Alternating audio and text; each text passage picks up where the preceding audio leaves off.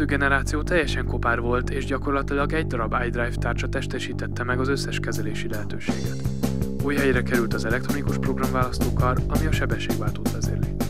Átdolgozták az iDrive kapcsolórendszerét, így kiegészítő gombok teszik egyszerűbbé a kezelését. Rendkívül egyszerű elvekből építkezik ez a 7-es BMW. Az oldalfal például majdnem teljesen sík, mindössze egy írvonal, illetve alul egy karaktervonal osztja.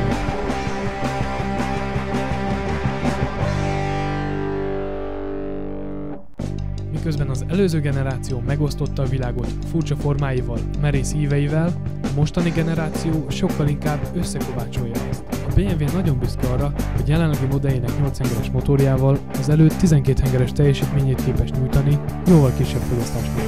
Hétköznapi, konvencionálisabb formákból építkezik.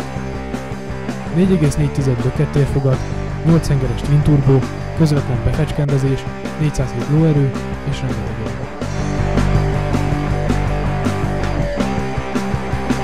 Autónál természetes, hogy a teljes ülés állítható magasságában és dővészögében egyaránt.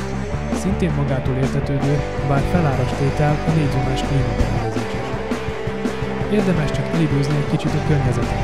Itt minden a pihentető utazást szolgálja. A prémium márkák legújabb sztárbabyje, ő az új 7-es BMW.